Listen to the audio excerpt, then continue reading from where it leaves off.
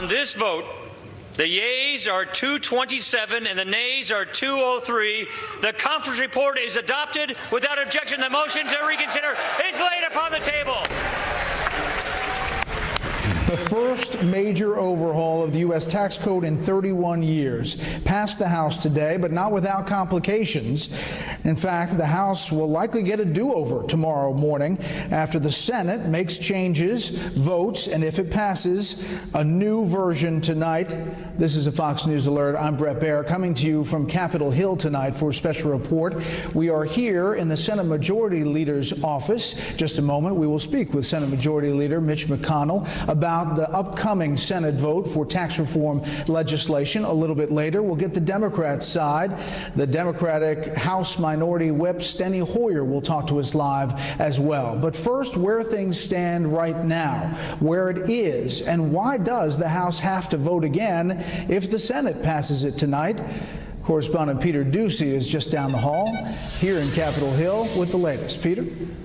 Good evening, Brett. The parliamentarian in the Senate agrees with Democrats who complained. For the tax bill to have a vote there, first 2 education provisions must be stripped out, and then the GOP has to change the name. Apparently, Tax Cuts and Jobs Act is a rule breaker. Once it's all fixed, then the House will have a chance to do this again. On this vote, the yeas are 227 and the nays are 203.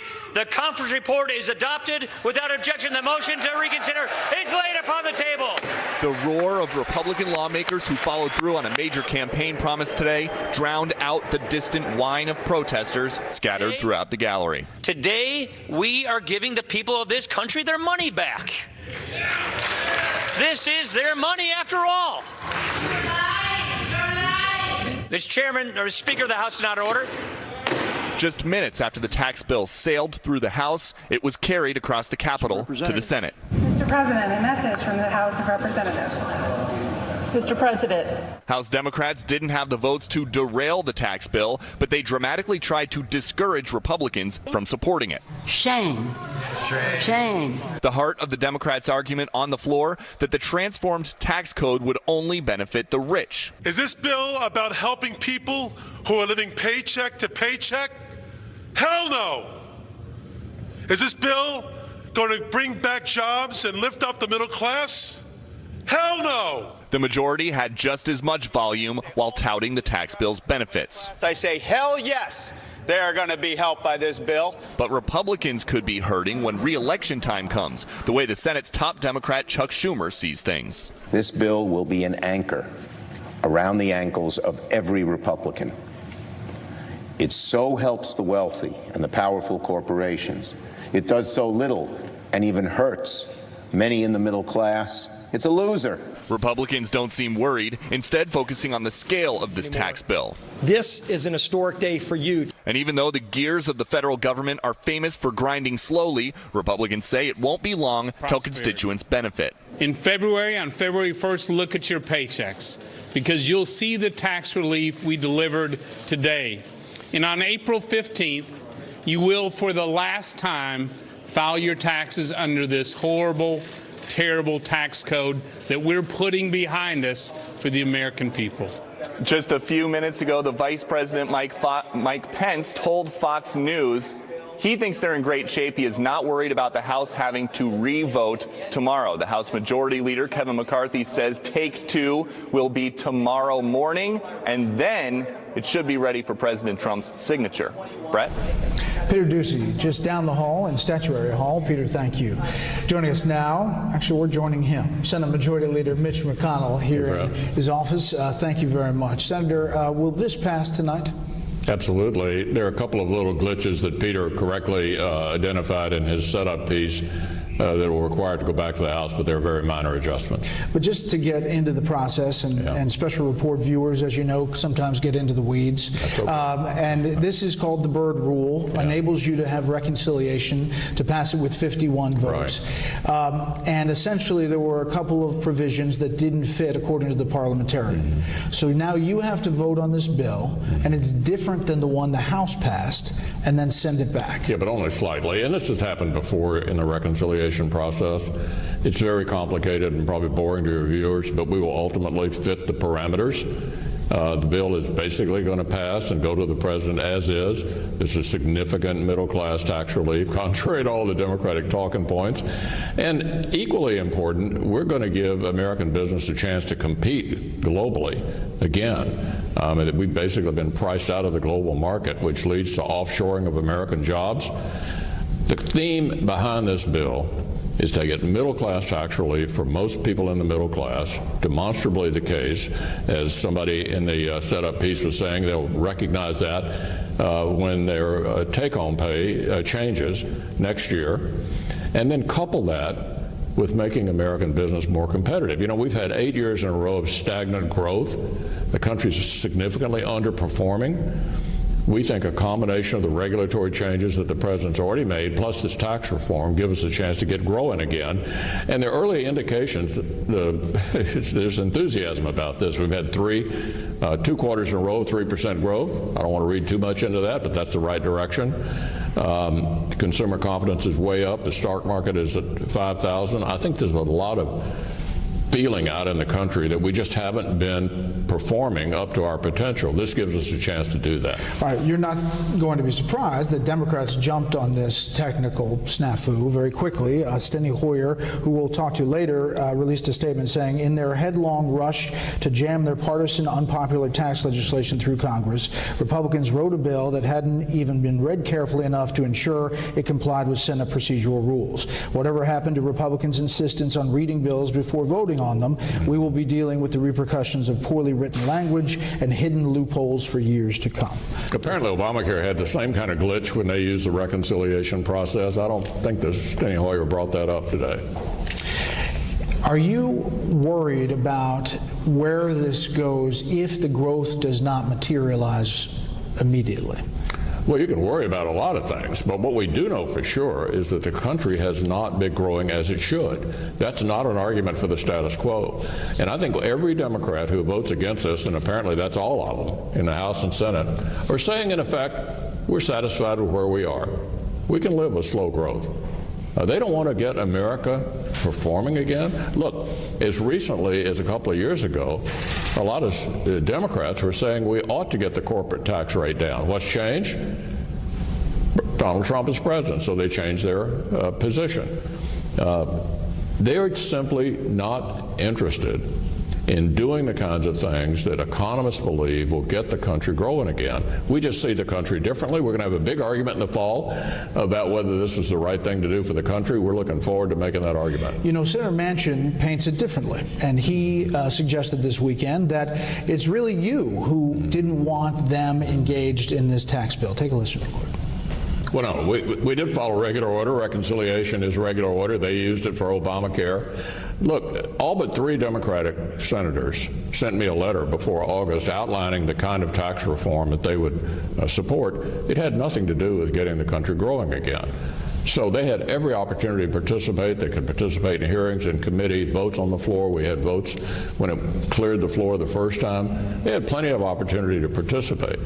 You're going to get any Democrats tonight? Any Democratic votes tonight? I wouldn't think so. No, I think they think that they want to have a big debate about this year, and we're happy to have it. All right. The government shutdown.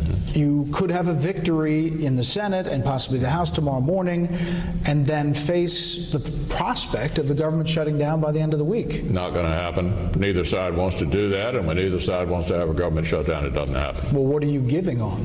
If that's... We'll work it out. We always do. Is DACA on the table? Senator Schumer and I have already discussed this. No, we'll not be doing DACA but, this week.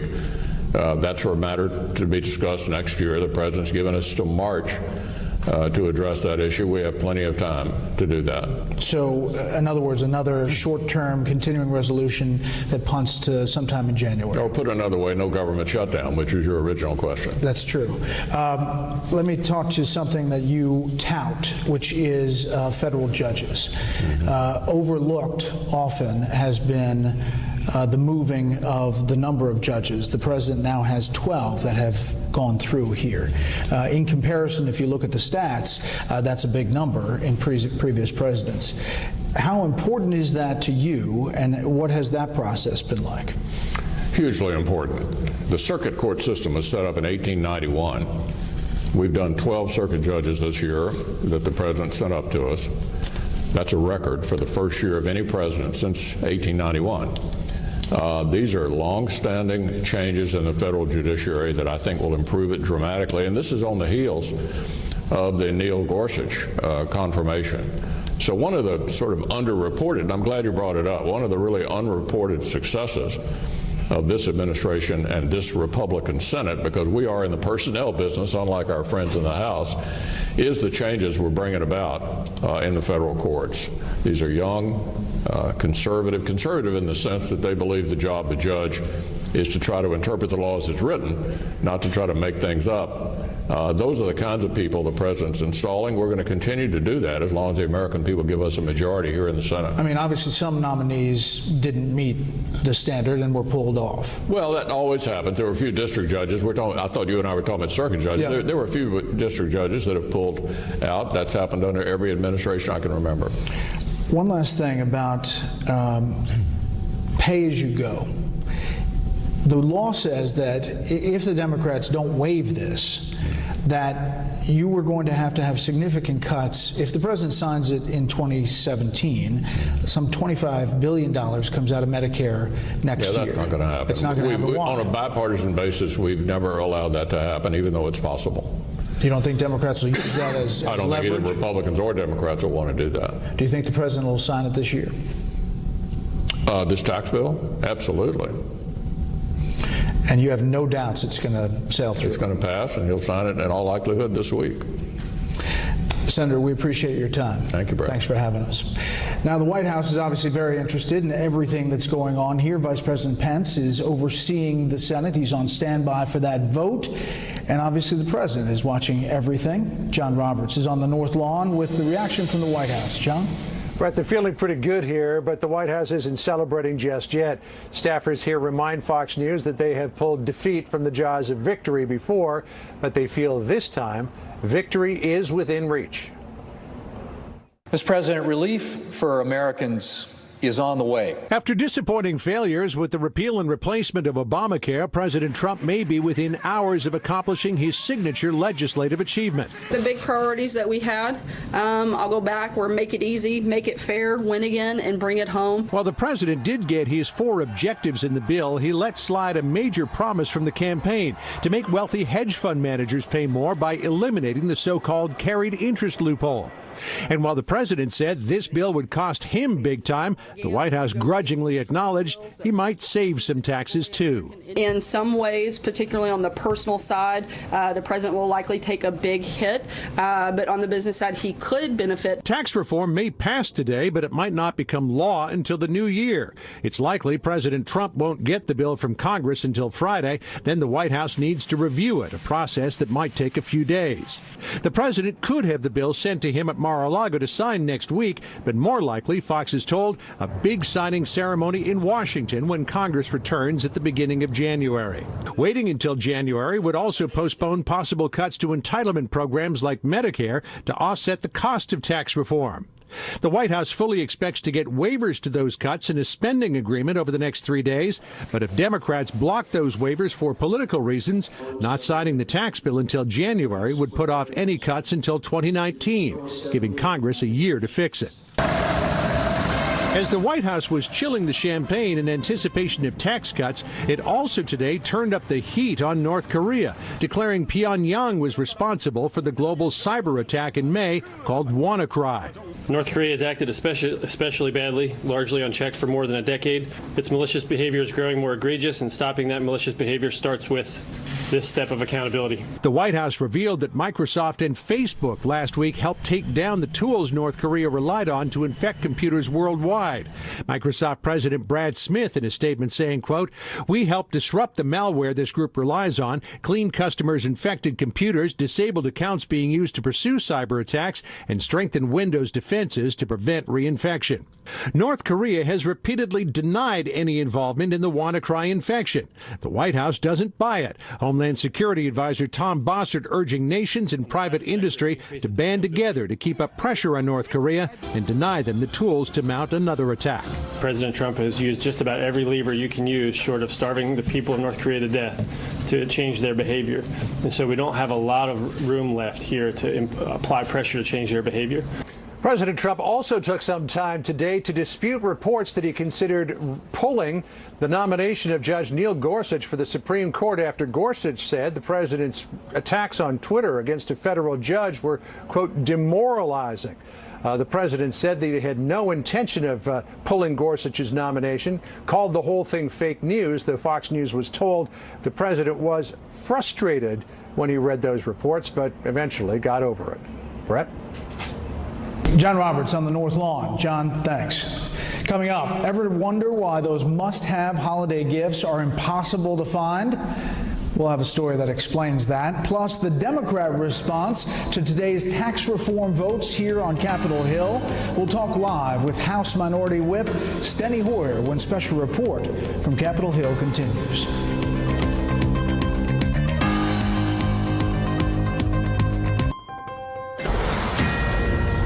This is a Fox News alert. Welcome back to Capitol Hill. We moved the show during the break, now located in Statuary Hall in the Capitol. We're awaiting a vote in the U.S. Senate on the Republican tax reform bill.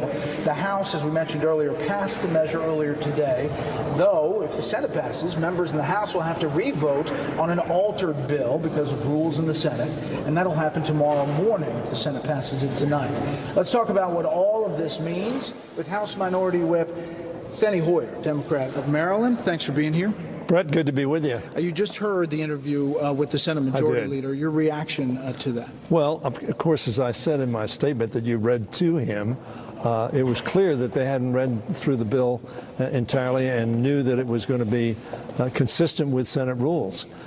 Because they wanted to pass it, as you know, tonight and send it to the president tomorrow. And his point was this happens. It happened with Obamacare. It happens with Democrat legislation. Yeah, and of course, it's somewhat embarrassing, though, and unexpected because they said it was going to move right to the president. But in any event, you're right. That's not the main issue. The main issue is this is a bad bill. It's a bad bill for our country. It's going to create great debt. And it's perverse in the sense that it gives some 83% of the tax cuts to the wealthiest in America. Senator McConnell said it was substantial tax cuts. Well, obviously 17% of $1.5 trillion is a substantial sum of money. But when you see that the wealthiest in America get a huge tax cut, and the middle class not only doesn't get a huge tax cut, they get a minimal tax cut, and it is phased out in about 8 years. This is what Congressman Williams said with Maria Bartiromo today. Take a listen. I don't know what their alternative is. In the past, it's been to raise taxes. That has not worked. And I think the fact that if you're going to give people their money back instead of giving the federal government is a pretty good argument. So it's disappointing that they have made this politically. I mean, whenever you have no votes for something, that's a political vote. So basically they're saying, where is the Democrat alternative? Where was it? And do you think that your constituents want tax reform in some way, shape, or form? We're for tax reform. As a matter of fact, was there ever a bill? President Obama came before the Congress 3 years ago and said, we need to bring the corporate tax rate down. Mr. Neal, who's our ranking member in the committee, wanted to participate. Ron Wyden wanted to participate. There was no intention to participate. This was done through a reconciliation process. Why was it done through a reconciliation process? Because they wanted to do it in a partisan way. There was no inclusion of Democrats in this process. And frankly, when the senator says, we want to give tax cut, frankly, we want to give a tax cut as well. But the fact of the matter is we want to do so in a bipartisan way, as we did in 1986. And, Brett, it was paid for. We didn't create any new debt. That was Ronald Reagan and Tip O'Neill working together. We should have done that this time. It would have been a lot better bill for the country, and it wouldn't have skewed the resources 83% to the wealthiest. Are you going to waive 17% for the working people? Will you waive the pay-as-you-go stipulation? Look, I think I wrote a letter to say don't count on us for that. We're going to see what they're going to do. But what they're doing is in this bill is activating PAYGO. What was PAYGO for? PAYGO was to get to a balanced budget. PAYGO was to do what the Republicans always say they want to do, be fiscally responsible. So now what's the first thing they want to do after they pass a tax bill? Waive PAYGO. What does that do? It adds $25 billion, in fact, over $100 billion to the deficit. So that we're not necessarily signing on for that at this point in time. We'll see what they do. We are approaching another fiscal cliff at the end of this week. What's your prediction on how that's going to go? The senator suggests that the majority leader suggests that there are conversations behind the scenes that he feels he's confident about, at least temporarily, to get to January. Well, frankly, those conversations may be going on in the Senate. I don't think they're going on in the House. So we really don't, I think, have a sense of what they're doing. What we do know is that so much work that needs to be done, that should have been done months ago, weeks ago, has not been done, and therefore we're coming up on doing a chip bill, for instance, for children's health insurance, a program where millions of children stand at risk of losing their insurance. Nobody wants that to happen, but we keep passing, and we pass this time a partisan approach to that, which Democrats think hurts other health care items that they wanted to cut, like children's inoculations. So does the government shut down? Well, I hope the government, we don't want to shut down the government. We can't shut down the government. The only people that can shut down the government are the Republicans. We don't have the votes to shut down government, and we don't want government to shut down. But you have the votes to prevent it from being shut down. Well, if they vote on their programs, and they've got 240 members, and it won't make any difference how we vote. But, Congressman, you know this is the game we play, is who is holding the ball at the end. The game we play, Brett, is that for the last 7 years, since 2011, 6 years, they haven't been able to pass a fiscal bill, but they want to act in a partisan fashion right up until they can't get the votes, and then they want our help. Is there a way to make this place bipartisan? Is there a way to make it work? Absolutely. And we've done that in the past, and they've done it in the past. John Boehner did it. We acted in a bipartisan basis with John Boehner on a number of items. The doc fix, you remember, making sure the doctors were compensated for Medicare. So we have worked in a bipartisan basis. We worked in a bipartisan basis to keep the government open. As a matter of fact, every time that it's kept open because of Democratic votes. One time, the three leaders, Republican leaders, wanted to keep the government open. They only got 84 of their members to vote with them. 87. They had about 250 members, 240 members. It was Democrats that kept the government open. Overwhelmingly. So you're optimistic or pessimistic before Friday? We haven't had a great show of bipartisanship up to this point in time, but I'm hopeful that they will reach across the aisle. We'll have discussions, and we will do the things that the American people need done. Congressman Hoyer, we appreciate your time. Thanks, Brett. Thanks a lot. They say speed kills. It may have in Washington State. We'll tell you how fast that Amtrak train was going before it derailed in yesterday's deadly accident. That's next. First, here's what some of our Fox affiliates around the country are covering today.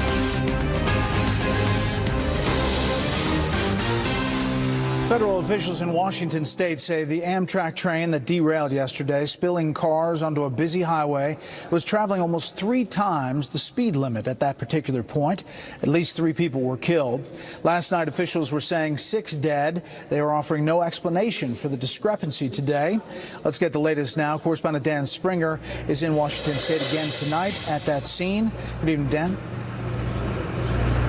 Yeah, hi, Brett. And a GO team from the National Transportation Safety Board arrived here on scene late last night and began their investigation right away. They're holding a news conference at this hour. And one thing is perfectly clear: the train's speed will be a major focus. Preliminary indications are that the train was traveling at 80 miles per hour in a 30-mile-per-hour track. The event data recorder, or black box, is starting to provide the first clues as to what possibly caused Amtrak train 501 to go off the tracks. As the damaged cars are removed, federal investigators are looking into a variety of factors, including why the train was going more than double the speed limit for that area. They're going to be looking at the operations, the track itself, the mechanics of the train, survival factors, the human performance. The federal GO team will interview the engineer, conductor, and the other crew members who were on the inaugural trip from Seattle. The train to Portland was the inaugural day, and they were on the bypass tracks from where they used to go around the water. The Washington State DOT received grants to modify this stretch of freight and military tracks for passenger use that rerouted trains to an inland route along the I-5 to shorten the trip. Also a cause of concern, Amtrak confirms the train wasn't using positive train control, the system that uses GPS, wireless radio, and computers to stop trains from colliding, derailing, and speeding. It just takes the slightest oversight and you're into this jackpot. And that's why we really, for 25, 30 years, the National Transportation Safety Board has been begging the railroad industry to implement positive train control. And every time it gets close, our Congress pushes it back. Many of the dozens who were injured in this accident are still hospitalized tonight, and 10 are said to be in serious condition. And we now know the identities of 2 of the 3 people killed in the accident, and both were big advocates of train travel. They were both members of the Rail Passengers Association. Brett? Dan Springer live in DuPont, Washington. Dan, thanks. A down day on Wall Street today. The Dow lost 37. The S&P 500 dropped 9. The Nasdaq finished off 31 today. Parents trying to get the hot Christmas toys for their kids this season are up against a lot more than just other shoppers. Automated computer programs called Grinch bots have already gobbled up many of the top toys, which then are resold for many times the retail price. Tonight, correspondent Molly Line on an unpleasant holiday twist to the law of supply and demand.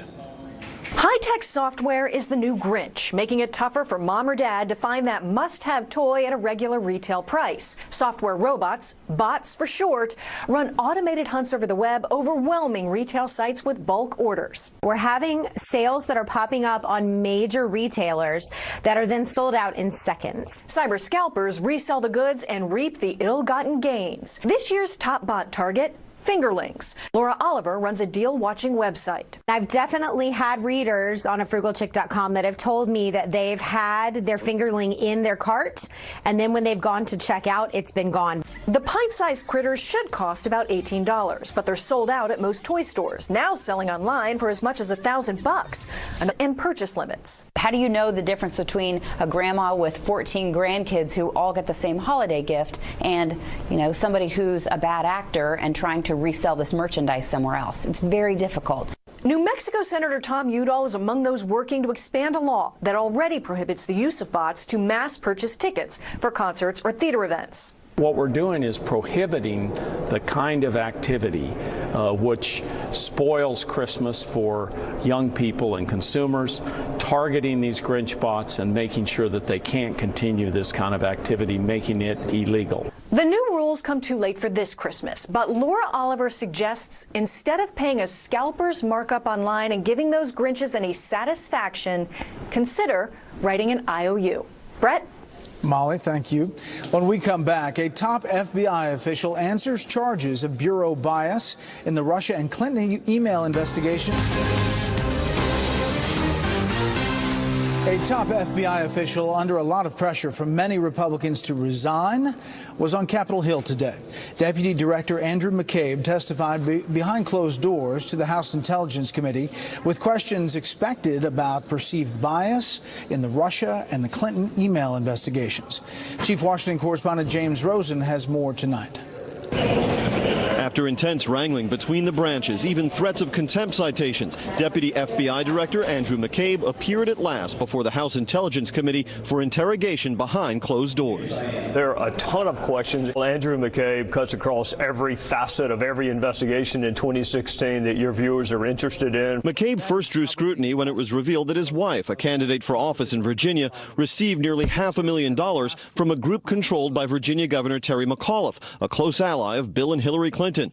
McCabe then oversaw the FBI investigation into Secretary Clinton's private server. We've been asking for McCabe since March. House Intelligence Chairman Devin Nunes and his team are also probing McCabe's involvement, if any, with the Fusion GPS dossier, the Democrat-funded opposition research document that was funneled to the FBI in July 2016, then purportedly used to obtain a warrant for surveillance on a Trump campaign advisor. And it also talks about a discussion in Andrew's office, and that could be Andrew McCabe. And then there is Peter Strzok, the FBI official removed from the special counsel's Russia investigation for sending anti-Trump text messages to a colleague, including one that said, "I want to believe the path you threw out for consideration in Andy's office, that there's no way he," meaning Donald Trump, "gets elected. But I'm afraid we can't take that risk. It's like an insurance policy in the unlikely event you die before you're 40. That sounds like collusion within the FBI. The idea that the entire FBI is full of a bunch of liberals, like I grew up in a very liberal household in a very liberal neighborhood.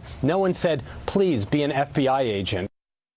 Another key figure to whom the House Intelligence Committee has demanded access, demoted Justice Department official Bruce Orr, revealed by Fox News to have met secretly with the men behind that anti-Trump dossier, is set to appear for questioning on Wednesday, but before the Senate Intelligence Committee. Brett. James, thank you. White House officials say they are disappointed after Republicans on the Senate Banking Committee helped shoot down President Trump's nominee to run the Export-Import Bank. Former Republican Congressman Scott Garrett of New Jersey actually voted to close the bank when he was in the House and did not apologize for that during his confirmation hearing. The bank provides loans, credit insurance, and loan guarantees to help foreign buyers purchase U.S. exports. Tonight, a follow-up on Monday's report about a major publication alleging the Obama administration sabotaged its own efforts to stop the Hezbollah terror group from turning profits on illegal drugs. Hezbollah obviously tied to Iran. Politico alleges it was all about the Iran nuclear deal. This evening, correspondent Doug McKelway has more details on the Hezbollah connection.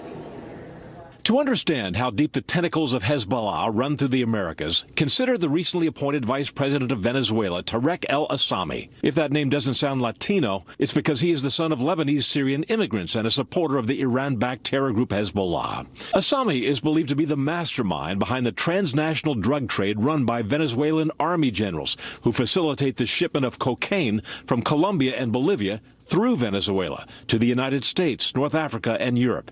He may also have placed hundreds of potential terrorists throughout the Western Hemisphere. He used Cuban-generated security information to basically provide Venezuelan passports to at least 173 individuals in the Middle East. Hezbollah's influence in the Americas long predates Assami. In 1992, a Hezbollah-linked group claimed credit for a truck bomb detonated at the Israeli embassy in Argentina.